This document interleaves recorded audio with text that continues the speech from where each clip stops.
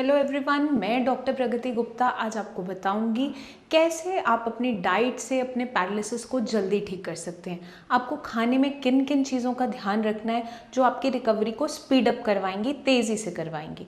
जब भी किसी पेशेंट को पैरालिसिस होता है तो दो बेसिक रीज़न से देखा जाता है।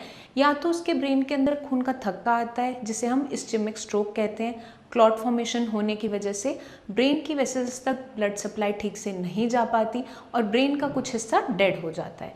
दूसरी जो कंडीशन होती है वो होती है हेमरेजिक स्ट्रोक। उसके अंदर ब्रेन तक जो भी वेसल्स जा रही हैं, आर्टरीज जा रही हैं, खून लेकर जा रही हैं, उन पर हाई ब्लड प्रेशर की वजह से, बैंग होने की वजह से वो नसें फट जाती हैं, रप्चर हो जाती हैं, जिसके कारण ब्रेन के कुछ हिस्से में खून फैल जाता है और ब्रेन का वो हिस्सा डेड हो जाता है। दोनों ही कंडीशन में रिकवरी जो रहती है पेशेंट की वो फेजेस में होती है, धीरे धीरे होनी शुरू होती है। अब इस रिकवरी को स्पीड अप करने के लिए हमें कुछ ऐसी चीज़ों का ध्यान रखना होता है जो आपको मदद करती है ताकि आप जल्दी रिकवर कर सकें। वही सब मैं आपको बताऊंगी इस वीडियो में। जब भी कोई पेशेंट साई संजीवनी में आता है तो सबसे पहले हम उसकी हिस्ट्री लेते हैं, उसका डायग्नोसिस बनाते हैं, उसको पैरालिसिस किस रीज़न से हुआ, या तो ब्रेन के अंदर खून का थक्का आया था या हेमरेज हुआ था। ये सब जानने के बाद हम उसका ट्रीटमेंट प्लान करते हैं।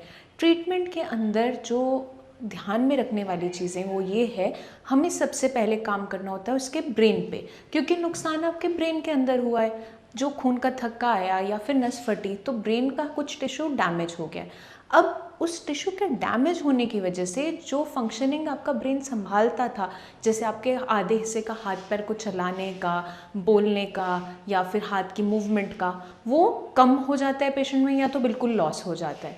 जब ये कंडीशन आती है ब्रेन के अंदर तो मसल्स भी इफ़ेक्ट होना शुरू हो जाते हैं, क्योंकि ब्रेन से जो कंडक्शन जा रही है मांसपेशियों तक, ब्रेन जो सिग्नल भेजता था मांसपेशियों को चलाने का, वो अब नहीं हो पा रहा है। जब वो सिग्नल पूरी तरह से नहीं जा पाता है तो मांसपेशियां काम नहीं कर पाती। हर किसी को यही एक गलतफहमी होती है कि हमारी मांसपेशियां काम नहीं कर रही है, हम अब चल फिर नहीं पाते हैं।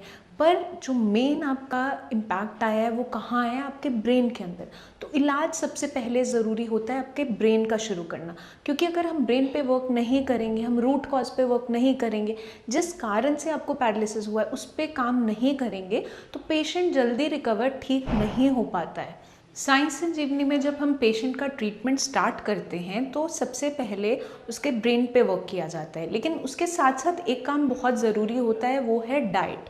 क्योंकि आप जो भी खाने में लेते हैं वो आपकी बॉडी को स्ट्रेंथ प्रोवाइड करता है, न्यूट्रिशन प्रोवाइड करता है और मदद करता है आपकी स्पीडी रिकवरी में। तो इसमें सबसे ज़्यादा जो इम्पॉर्टेंट रोल प्ले करता है आपकी डाइट में वो है प्रोटीन। प्रोटीन, जैसा कि हम सभी जानते हैं, हमारी बॉडी का मेजर बिल्डिंग ब्लॉक है जो मदद करता है हमारी मांसपेशियों को ताकत देने में। तो कोई भी पैरालिसिस का पेशेंट आता है, जब हम उसे देखते हैं, कुछ पेशेंट में क्या देखने को मिलता है, उसकी मांसपेशियां बिल्कुल पतली हो जाती है, सूखने लगती है।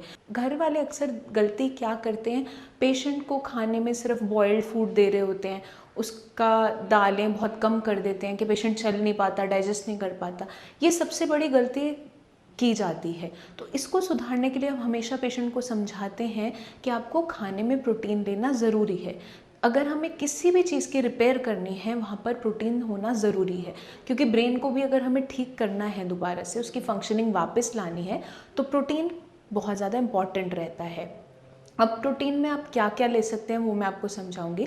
अगर आप वेजिटेरियन हैं तो आपको प्रोटीन में जितनी भी दालें हैं वो सारी की सारी आपको खानी होती है। बस एक चीज़ का ध्यान रखना है कि खटाई बिल्कुल नहीं खानी है हमारी दवाइयों के साथ, लेकिन प्रोटीन जैसे कि दाल है, मशरूम है, दूध है, ये आप बिल्कुल ले सकते हैं। दूध से बनी कोई भी और आइटम जैसे दही, पनीर, छाछ, वो बिल्कुल मना होती है, क्योंकि वो हमारी मेडिसिन को पूरी तरह से वर्क नहीं करने देती है। और अगर आप नॉन वेजिटेरियन हो तो आप दालों के साथ साथ फ़िश हफ्ते में 1 से 2 बार ले सकते हो। फ़िश के अंदर ओमेगा 3 फैटी एसिड्स होते हैं जो आपकी रिकवरी में बहुत ज़्यादा तेज़ी से मदद करती है। तो फ़िश अगर कोई पेशेंट खाता है तो हफ्ते में 1 से 2 बार ले, और साथ में उसको कुछ चीज़ों का ये ध्यान रखना है कि खट्टा बिल्कुल यूज़ नहीं करना है, क्योंकि आप खट्टा अगर खाने में लेते हो तो मेडिसिन फिर वर्क नहीं कर पाती है। प्रोटीन रिच डाइट के साथ हमें मदद क्या मिलती है, आपकी मांसपेशियों को ताकत मिलनी शुरू होती है। जब हमारी मेडिसिन ब्रेन पे वर्क करना शुरू करती है, वहाँ से सिग्नल भेजना शुरू करती है और आपकी मांसपेशियों में ऑलरेडी ताकत है, तो आपकी मांसपेशियाँ जल्दी काम करेंगी। अगर आपकी मांसपेशियाँ सूख चुकी हैं, आप खाना ठीक से नहीं खा रहे हो, बिल्कुल माल नरिश हो गए हो, आपकी मांसपेशियाँ बिल्कुल पतली पड़ती जा रही हैं, तो अगर ब्रेन सिग्नल भेजेगा भी तो भी आपकी मांसपेशियाँ चल नहीं पाती। इसीलिए हम हमेशा पेशेंट को एडवाइस करते हैं कि प्रोटीन रिच डाइट आपको लेनी ही लेनी है, उस चीज़ का खास ध्यान रखना है। अब हम चलते हैं सेकेंड आइटम की तरफ, वो है विटामिन डी। विटामिन डी एक ऐसा मिनरल है जो बॉडी में मांसपेशियों को सपोर्ट करता है, उनकी मूवमेंट में हेल्प करता है। अभी मैंने आपको बताया क्यों प्रोटीन लेना ज़रूरी है एक पैरालिसिस पेशेंट के लिए और कैसे विटामिन डी हेल्प करता है पैरालिसिस पेशेंट की स्पीडी रिकवरी के लिए। अब हम बात करेंगे बहुत ही इंपॉर्टेंट विटामिन के बारे में, जो है विटामिन B12। विटामिन B12 आपके नर्वस सिस्टम को ताकत प्रोवाइड करता है, आपकी नसों को ताकत देता है। तो जितने भी पैरालिसिस के पेशेंट हैं उनके लिए बहुत ज़्यादा ज़रूरी होता है कि उनकी बॉडी में विटामिन B12 की अमाउंट सही होनी चाहिए। अगर उनके अंदर विटामिन B12 की डेफिशिएंसी है तो उनकी बॉडी के अंदर मांसपेशियों में थकावट बनना शुरू हो जाता है, उनकी मेमोरी वीक होनी शुरू हो जाती है, ये सारे सिम्टम्स देखने को मिलते हैं। तो एक पैरालिसिस पेशेंट की जल्दी रिकवरी के लिए हम हमेशा एडवाइस करते हैं कि आप खाने में vitamin B12 rich food items लें, जैसे कि जितने भी आपके vitamin B12 rich food items हैं वो ज़्यादातर एनिमल प्रोडक्ट्स होते हैं, जैसे दूध है, नॉन वेजिटेरियन आइटम्स है, चिकन है, फिश है, एग्स है, बीफ है, ये सारी फूड आइटम्स जो होती हैं आपके विटामिन B12 रिच होती हैं। अब जो पेशेंट्स नॉन वेज नहीं खाते हैं उनके लिए क्या ज़रूरी है कि आपको सप्लीमेंट्स B12 के लेना शुरू करना होता है ताकि आपकी रिकवरी तेज़ी से होने लगे। B12 के सप्लीमेंट्स या तो टैबलेट के फॉर्म में आते हैं या फिर इंजेक्टेबल्स के फॉर्म में भी आते हैं, इंजेक्शंस के फॉर्म में आते हैं। तो जब भी किसी पेशेंट को पैरालिसिस होता है, आपने देखा होगा उसे इंजेक्शन दिया जाता है, एक रेड कलर का इंजेक्शन होता है जिसके अंदर B12 की सप्लीमेंटेशन होती है और उसकी वजह से क्या हेल्प मिलती है पेशेंट को, पेशेंट की मांसपेशियों में दोबारा ताकत महसूस होने लगती है, उससे थकान कम होती है और वो एक्सरसाइज बेटर तरीके से करने लगता है। जब भी आपके नर्वस सिस्टम को दोबारा से बूस्ट मिलेगा और हमारी मेडिसिन आप साई संजीवनी की शुरू करते हो, ब्रेन दोबारा जब भी सिग्नल भेजना शुरू करेगा, मांसपेशियाँ आपकी ठीक हैं, आपकी नसें ठीक हैं, तभी तो आप चल पाओगे। तो इसलिए आपको ज़रूरी होता है खाने पीने में इन चीज़ों का ध्यान रखना कि आपको प्रोटीन लेना है, विटामिन डी की सोर्सेज लेनी है, B12 अपना एनरिच रखना है अपनी डाइट में ताकि आपकी रिकवरी जल्दी हो सके।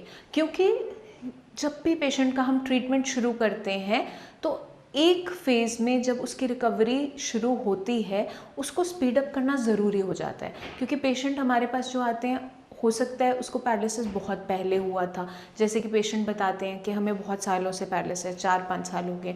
तो एक स्टेज के बाद उसके ब्रेन ने काम करना, ब्रेन ने न्यूरोप्लास्टिसिटी होना रोक दिया होता है, तो उसको दोबारा से स्पीड अप करने के लिए, स्टार्ट करने के लिए, बूस्ट देने के लिए हमें खाने पीने में इन चीज़ों का खास ध्यान रखना होता है। अगर हम मेडिसिन के साथ, साई संजीवनी की दवाइयों के साथ इस सब चीज़ों को फॉलो करते हैं, डाइट को अच्छे से फॉलो करते हैं, तो देखा क्या जाता है विद इन अ मंथ आपकी बहुत अच्छी रिकवरी देखने को मिलती है। आप जल्दी इंडिपेंडेंट हो सकते हो, चलना फिरना, छोटे छोटे काम है जिसके लिए आप दूसरों पर डिपेंडेंट हो, वो आप खुद से करना शुरू कर देते हो। तो हम हमेशा एडवाइस करते हैं कि दवाइयों के साथ आपको जो प्रिकॉशंस बताई जाती हैं उसको खास ध्यान में रखना ही है। और साथ में हम आपको एडवाइस करते हैं कुछ एक्सरसाइजेस क्या इंपॉर्टेंट रोल प्ले करते हैं पैरालिसिस के पेशेंट की रिकवरी में, वो आपको समझाऊंगी। अब हमने जितना भी ट्रीटमेंट आपका साई संजीवनी में शुरू किया वो ब्रेन के लिए किया, ब्रेन को दोबारा से काम करवाना है, उसकी फंक्शनिंग को वापस लाना है, क्योंकि कुछ हिस्सा तो डैमेज हो चुका है, वो दोबारा से काम नहीं करेगा। लेकिन बाकी जो आपका हेल्दी ब्रेन है उसके अंदर हमें न्यूरोप्लास्टिसिटी को वापस लाना है, एक ऐसे ऑल्टरनेटिव रूट्स बनाने हैं कि आपका हेल्दी जो ब्रेन है वो आपकी बॉडी की फंक्शनिंग को संभालने लगे, जो अब नहीं हो पा रही है। तो इसके लिए हम क्या एडवाइस करते हैं, पेशेंट को कुछ एक्सरसाइजेस बताते हैं जो उसको रेपिटेशन में करनी है। अगर पेशेंट को चलना है, पाँव को ठीक करना है, तो उसके लिए 1 घंटे की वॉक बहुत ज़्यादा इंपॉर्टेंट हो जाती है, क्योंकि उसकी मांसपेशियों में तभी ताकत आ पाएगी अगर वो चलेगा। तो हमेशा एडवाइस किया जाता है पेशेंट को 1 आवर वॉक ज़रूर करना है। अब किसी का हाथ मुट्ठी बिल्कुल बंद है, खोल नहीं पाता, तो उसकी उंगलियों को डेली खुलवाना है, सीधा करवाना है, उसकी एल्बो की एक्सरसाइजेस करवानी है, उसकी शोल्डर की एक्सरसाइजेस करवानी है, उसकी एल्बो को सीधा करना है, मोड़ना है, उसकी रिस्ट को फोल्ड करना है, खोलना है, उंगलियों को बंद करवाना, खुलवाना, ये सब आपको करवाना होता है डेली। क्योंकि एक बार आपकी जो मसल्स हैं दोबारा से उनमें जब ताकत आने लगेगी तभी वो ठीक से फंक्शनिंग ले पाएंगी। तो साई संजीवनी के ट्रीटमेंट के दौरान बहुत सी चीज़ों का आपको ध्यान रखना है, वो मैंने आपको सब बता दिया है। मेडिसिन के साथ साथ आपको डाइट को अच्छे से फॉलो करना है, जो चीज़ें आपको खानी है वो मैंने सब बता दिया है। प्रोटीन है, vitamin D rich food items है, B12 रिच फूड आइटम्स है। जो चीज़ आपको नहीं खानी है वो मैं अब आपको बताने जा रही हूँ, उसे आप खास ध्यान से सुन लीजिए। क्योंकि अगर आप इन चीज़ों को खाने में लेते हो दवाइयों के साथ हमारी, तो हमारी मेडिसिन पूरी तरह से वर्क नहीं कर पाती है।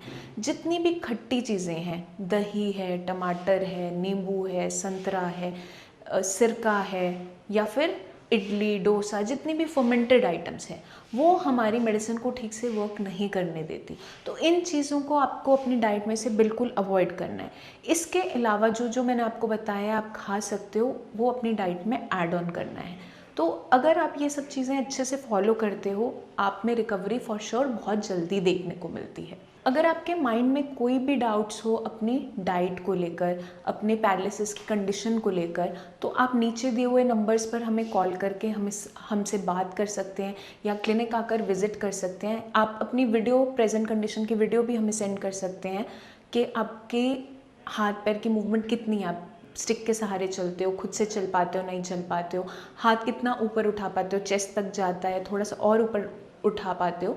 तो उससे हमारे लिए जज करना इजी हो जाता है कि आपकी जो रिकवरी है उसके माइलस्टोन कैसे रहेंगे, किस तरीके से आपको खाने पीने में हमें गाइडेंस देनी है, क्या क्या एक्सरसाइजेज आपको एडवाइस करनी है। वो पेशेंट टू पेशेंट वेरी करती है। हर पेशेंट में ब्रेन पे जो नुकसान हुआ होता है वो अलग तरीके से होता है, या तो क्लॉट की वजह से हुआ है, हेमरेज की वजह से हुआ है, या चोट लगी थी। तो ये सारी कंडीशंस का हमें ध्यान में रखना होता है। तो आई होप आप समझ गए होंगे आपको किन किन चीज़ों का खास ध्यान रखना है अपनी पैरालिसिस की रिकवरी को तेज़ी से लाने में। तो इसी के साथ मुझे चलने की आज्ञा दीजिए। धन्यवाद।